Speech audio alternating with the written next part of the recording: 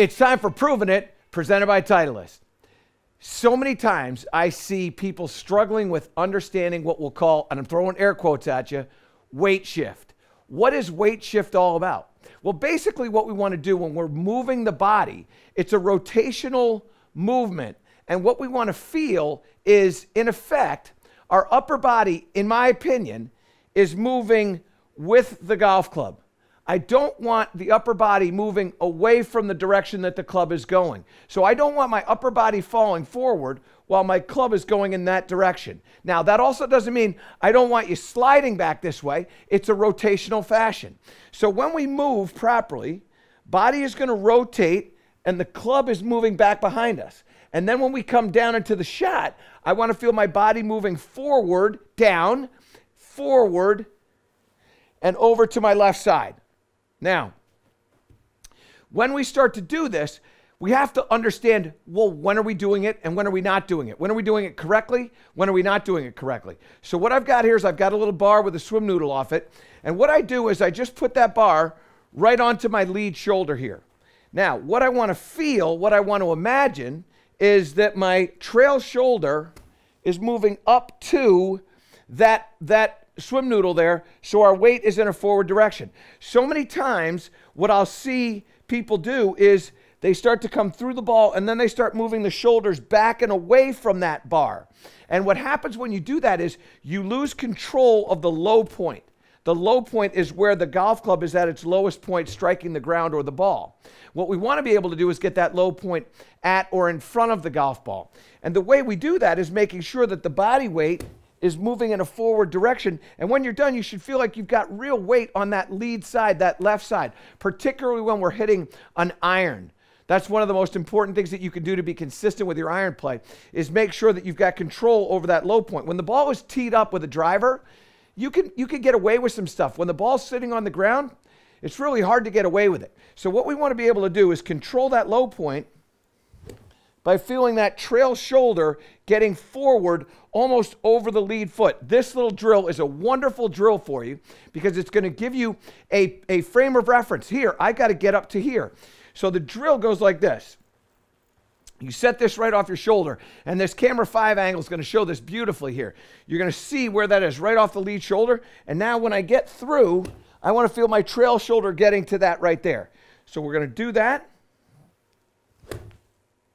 And you'll start to feel your upper body moving forward or feeling like it's moving forward. It's not moving forward, but it feels like it's moving forward. And what happens when we rotate is all of a sudden now we're going in that direction. I don't want to slide forward. I want to rotate the body into that forward direction. And that's why we feel that trail shoulder going this way. I don't want to slide it up like that. I won't have created any power. I want to rotate it up like that. So we do that drill. Now we're going to hit one getting that feel. So that's right on that lead shoulder right there. Excellent job, Gibbers. Okay, and now we go. Now I hit that shot and that starts really straight. Doesn't have a lot of curve to it. In fact, it only had about 159 RPMs of left spin, which is not a lot. That's relatively straight. So we do that drill. Now what I'm going to do is I'm going to move this out of the way. Put that up there. Get that feeling. In my mind, I still see that swim noodle right there. And I get that feeling of moving over to that lead foot. Very good weight transfer. Now, a wonderful shot here. This one, I kind of like it a lot. Actually, you know what? Let's turn some like into some love. I love that shot.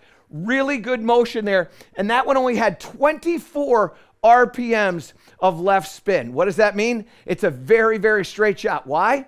Because my body now, as it's moving that way, has moved the low point forward. So I've got a square club face when I strike that golf ball, and I'm not hitting the ground before the golf ball. I'm actually hitting the ball and then the ground, which is exactly what you want to try to do. So, wonderful drill for you. You can make this stuff yourself. Just get that image of the body getting onto that forward side and that trail shoulder getting up to that swim noodle that's sticking right out there. And when you start to do that, what you're going to find is very consistent shots, not a lot of curve to them, and a real control over the low point, which is going to allow you to strike the ball solidly, get consistent and predictable distance, so that when you go out to go play, particularly with those irons, you want to hit your 7-iron 160 yards, it's going to go 160 yards. It's not going to be one of those 140s or worse. You're going to be able to have predictability with that, and when you get predictability with that, you're going to get real solid strikes on the ball, and you're going to get very, very consistent scoring. That's Proven It, presented by Titleist. Love looking at those golf swings. Keep them coming. Send them to anewbreedofgolf@michaelbreed.com. It's time for our transformational tip presented by Morgan Franklin. We're going to look at Raquel here, and this is a really nice setup. I love everything that's going on in this setup position, but there's one little mistake that's happening in here. Let's first take a look at this golf swing. Lovely setup position that she's got. She's got a little bit of rock that goes into that backswing, and the lower body is gliding just a little bit too much. And what I mean by that is, when you make a golf swing, this trail hip doesn't go this way. It doesn't go laterally at all. It rotates, and when it rotates, it's actually moving back around you and almost towards the target. So the hips are twisting in this fashion. And what you're going to notice here is if I draw, well, I just want you to just pay attention. Let me draw a little circle around her hips right here.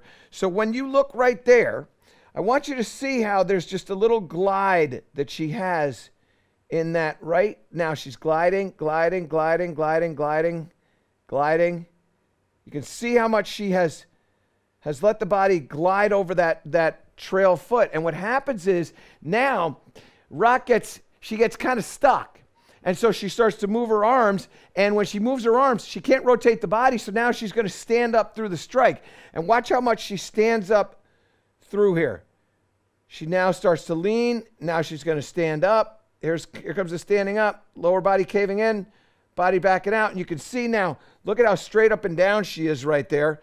And what happens when you get that straight up and down, club gets back behind you, you're going to hit the ground a little bit before the ball. Many times with a driver, it's okay. Actually launches a little higher. It's not bad. You just have to time this releasing of the forearms with that golf swing. But what I can tell you is that this is a lovely motion.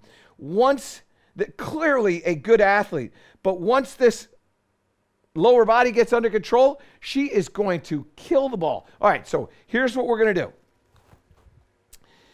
And by the way, it was sent to us with the nickname Rock, R-A-Q. I'm assuming that's Raquel. So if I've pronounced that incorrectly, I apologize. I'm going to go with Rock. So here's what I want you to do. I want you to take a golf club, and you're just going to put it up against your hip this way. Now, what I don't want to have happen is I don't want you to move this so that it tips back that way. I want you to rotate it so that it falls behind.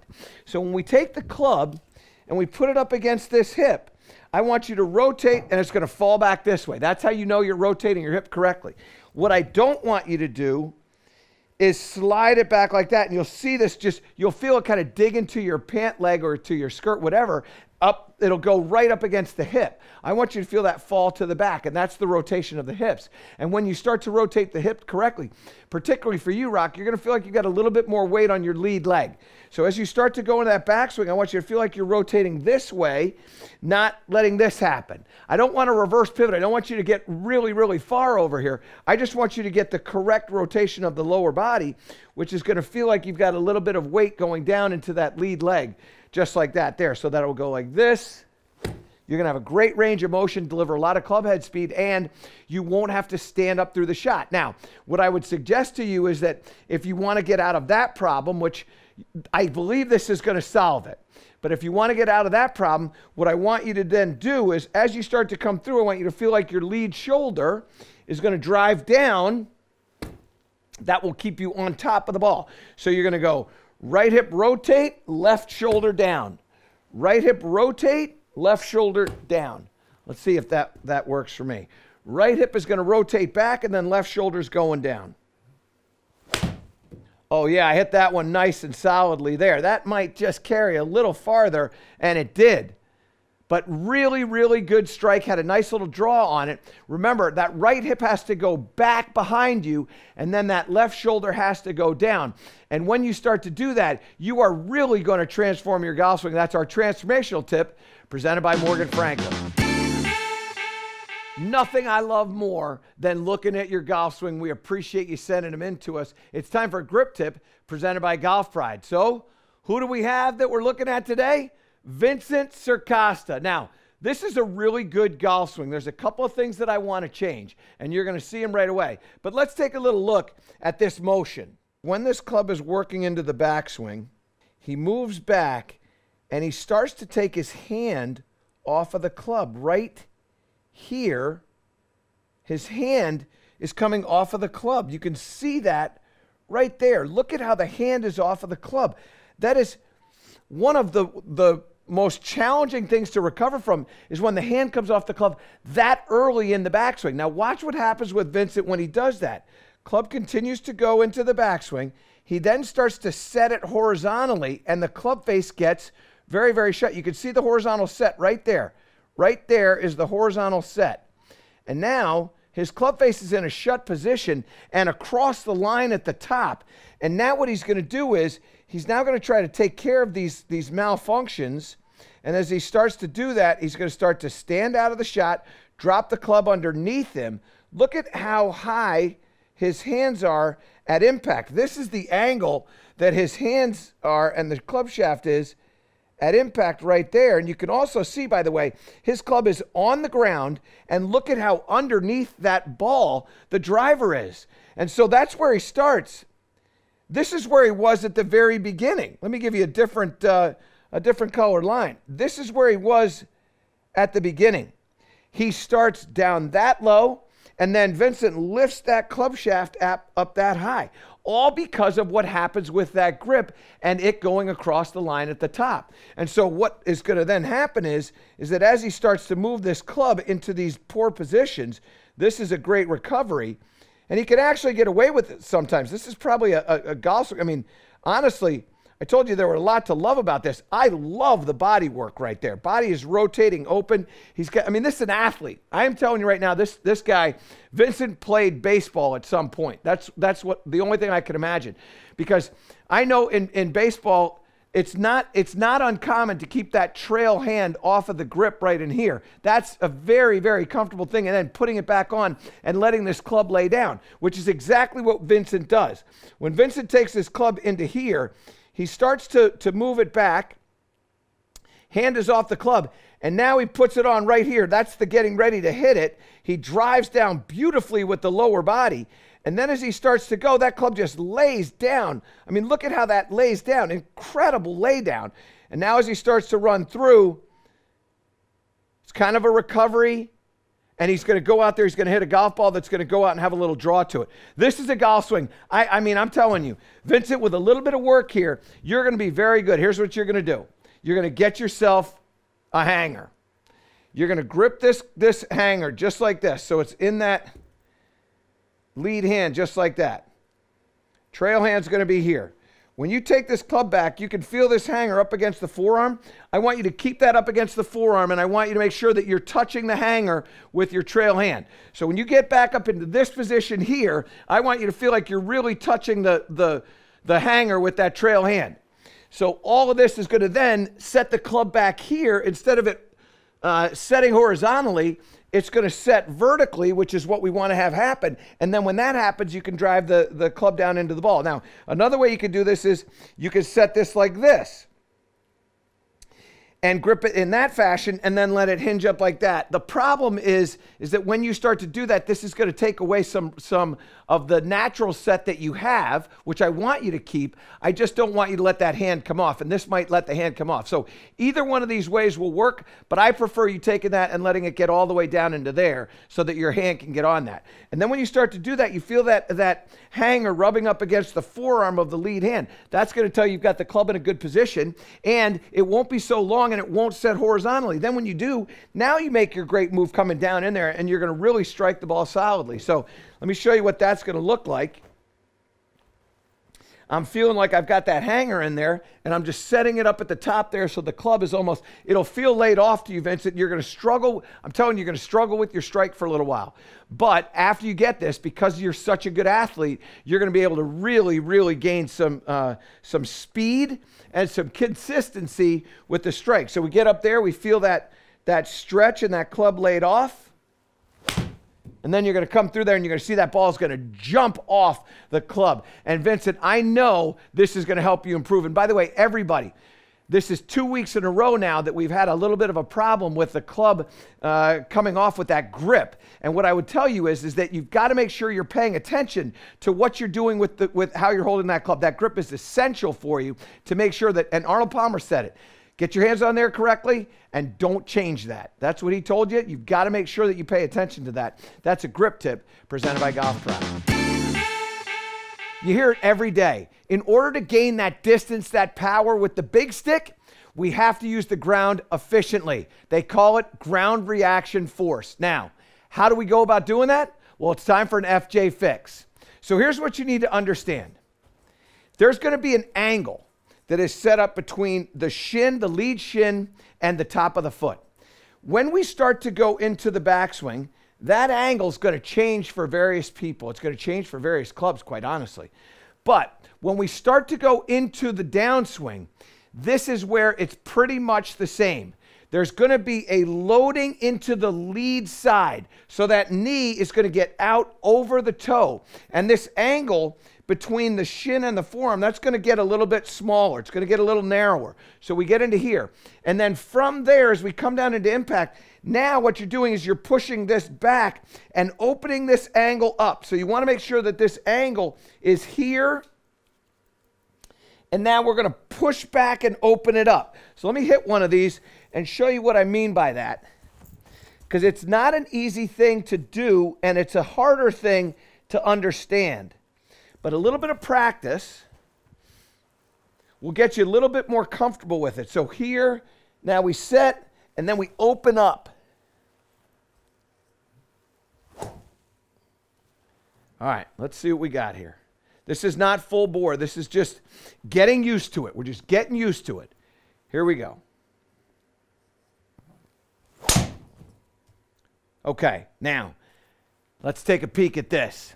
And what's really interesting about this was I didn't swing as hard as I possibly can. I didn't really do this as fast as I can.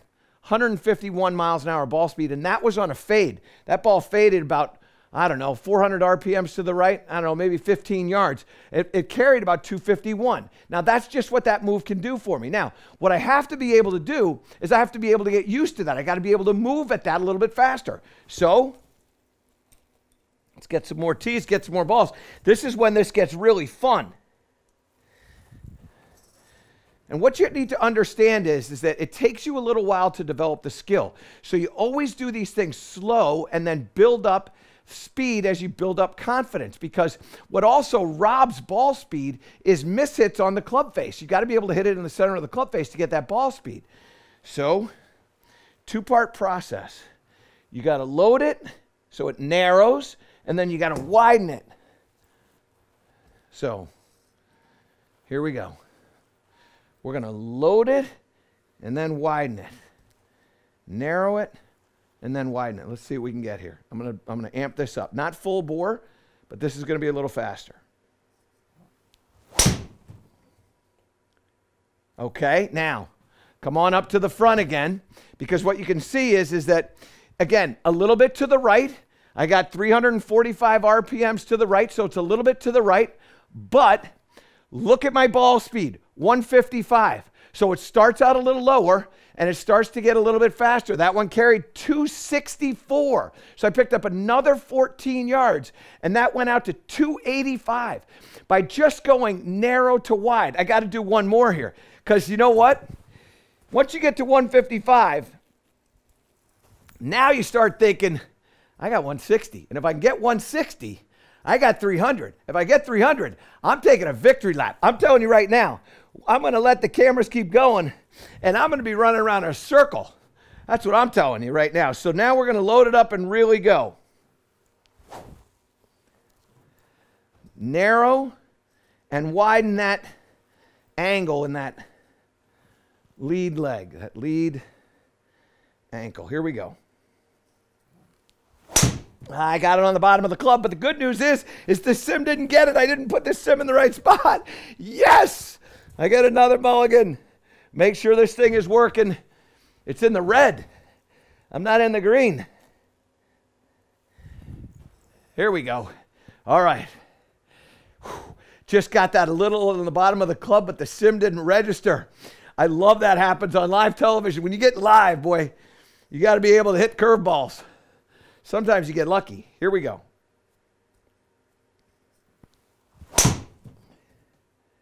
I just got that a little on the bottom of the club.